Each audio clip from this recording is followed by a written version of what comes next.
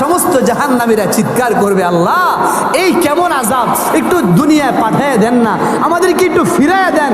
দুনিয়ায় যাইয়া আপনার ইজ্জতের কসম খাইয়া বলছি, আল্লাহ আমরা আর কোনো নাফরমানি করব না, আমরা আর এক ওয়াক্ত নামাজও ছেড়ে দিব না, আমরা আপনার জিকির থেকে দূরে থাকবো না, আমরা কোনো হারামে লিপ্ত হব না। আল্লাহ দুনিয়ায় আপনি একবার আমাদেরকে পাঠায় দেখেন না। আল্লাহ বলেন, না না না, তোমাদের সময় শেষ হয়ে গেছে। চোখগুলো বন্ধ হয়ে যখন কবরে আসছো তখনই তোমার দুনিয়ায় যাওয়ার সময় শেষ, নির্ধারিত সময় নির্ধারিত টাইম শেষ হয়ে গেছে। দুনিয়ায় থাকতে আমি আল্লাহ কোরআনে বহু আয়াত নাজিল করে তোরে সতর্ক করেছিলাম যে জাহান্নামের এই আযাবটারে ভয় কর, এই আগুনটারে ভয় কর, এই বেড়িকে ভয় কর, এই শিকলকে ভয় কর, এই ফেরেশতার লোহার হাতুড়িকে ভয় কর। আমার কোরআনে আমার নবী বলেছিল, আমার নবীর পরে উলামায়ে কেরাম বলেছিল, জুমার মিম্বরে বড় বড় খুতবা হয়েছিল, প্রতি জুমায় বলা হয়েছিল নামাজ পড়ো, তারপরে তুমি কেন পড়লা না? এখন আর দুনিয়াতে যাওয়ার সুযোগ নাই। আমি আল্লাহর জাহান্নামের আযাব, আগুন আর সাপ বিচ্ছুর আযাব তোমরা সহ্য করতে থাকো। বলেন নাউজুবিল্লাহ। আল্লাহ বলেন, যেদিন তাদের চেহারাগুলোকে আগুনে জ্বালায়া উলট পালট করে দেওয়া হবে, তাদের চেহারাগুলোকে এমন আগুনে স্পর্শ করবে, যার চেহারা যত সুন্দর হোক না কেন, যার ফেস কাটিংটা যত মায়াবী হোক না কেন, যার চেহারার রংটা যত ফর্সা হোক না কেন, আল্লাহ রাব্বুল আলামিন বলেন যদি জাহান্নামী হয়ে যায়, আমি আল্লাহ তার চেহারাটাকে জাহান্নামের আগুন দিয়া জ্বালায়া পোড়ায়া কয়লা করে দিব। বলেন নাউজুবিল্লাহ। তার চেহারা পরিবর্তিত হয়ে যাবে, তাকে দেখে দুনিয়ার কেউ চিনবে না যে এটা কে ছিল, এমন একটা তার চেহারার অবস্থা হবে। পুরো চেহারাকে আমি আল্লাহ যখন উলট পালট করে দিব ফিন্নারি জাহান্নামের মধ্যে, তখন ইয়াকুলুনা, তখন তারা চিৎকার করে বলবে, ইয়া লাইতানা, হায় আফসোস, আতানাল্লাহ ওয়া আতানার রাসূলা, যদি আমরা দুনিয়ায় আল্লাহ এবং আল্লাহর রাসূলের আনুগত্য করতাম তাহলে কতই না ভালো হতো, আযাব থেকে আমরা বেঁচে যাইতাম। বলেন সুবহানাল্লাহ।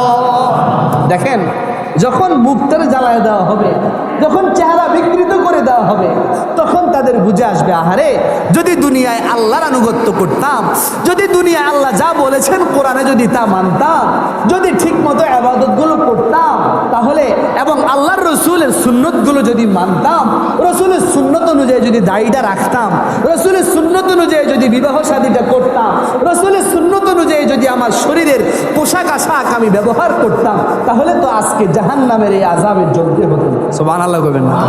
তাহলে যদি জাহান্নামের আগুনে জ্বলে মুখ পুরা ভস্ম হয়ে কয়লা হয়ে যাওয়ার আগে আমরা বুঝবো তো ইনশাআল্লাহ, তখন যাইয়া বুঝে লাভ হবে না।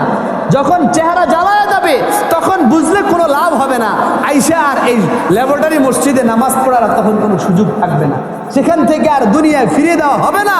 সমস্ত জাহান্নামীরা চিৎকার করবে, আল্লাহ এই কেমন আযাব, একটু দুনিয়ায় পাঠিয়ে দেন না, আমাদেরকে একটু ফিরাইয়া দেন।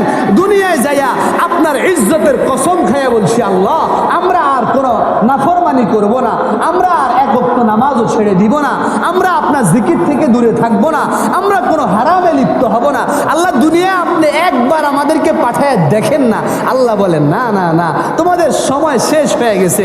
চোখগুলো বন্ধ হয়ে যখন কবরে আসছো তখনই তোমার দুনিয়ায় যাওয়ার সময় শেষ, নির্ধারিত সময় নির্ধারিত টাইম শেষ হয়ে গেছে।